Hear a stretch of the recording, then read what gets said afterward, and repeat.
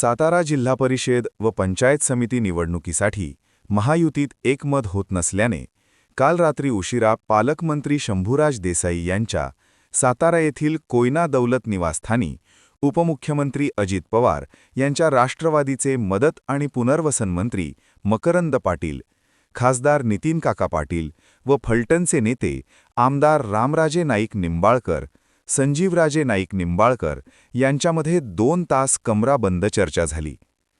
भारतीय जनता पार्टीला रोखण्यासाठी आता शिवसेना व राष्ट्रवादी काँग्रेस एकत्र येणार असल्याचे निश्चित झाले आहे. आज दोन्ही पक्षांमध्ये जागा वाटपाबाबत निश्चिती होणार असल्याचे खात्रीलायक वृत्त आहे. देसाईंनी आम्हाला नवीन घरात चहा पाणी केलं. त्याच्याबद्दल काही तुमची राजकीय भूमिका काय? नो भूमिका.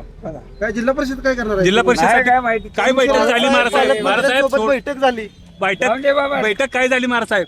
सांगितलं चहा पाणी झालं. आणि चहा गोड होता का कसं? चांगला होता.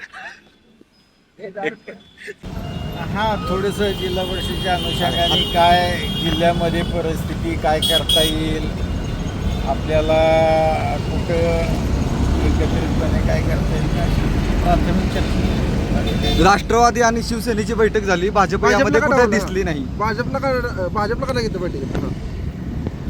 भाजपने यापूर्वीच माझ्या माहितीनुसार जाहीर केले की आम्ही सोबळाव जिल्हा परिषद लागतो.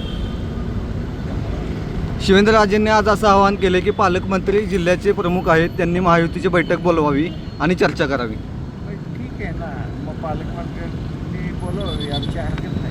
मंत्री गोरेंच्या धक्क्यानं सर्व एकत्र झाला का तुम्ही?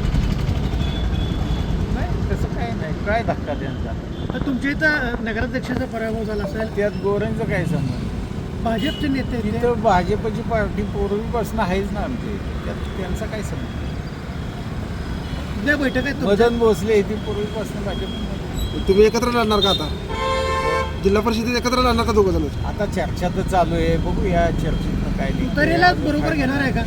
उतरीला हे बघा, आता आम्ही दोघं तर बरोबर चर्चा केली. आताशी सुरुवात आहे. इलेक्शन काल परवा जाहीर झाले आहे. बघूया ना पुढं काय काय होतं. भाजपलाच का डावललं जाते जिल्हा? भाजपला पुढे डावल द्या. मग त्यांना का नाही या बैठकीला बोलावलं? आता जिल्ह्याचे पालकमंत्र्यांनी बोलावं, आमची कुठे काय हरकत आहे कोणाची. चला येऊ का? ओके.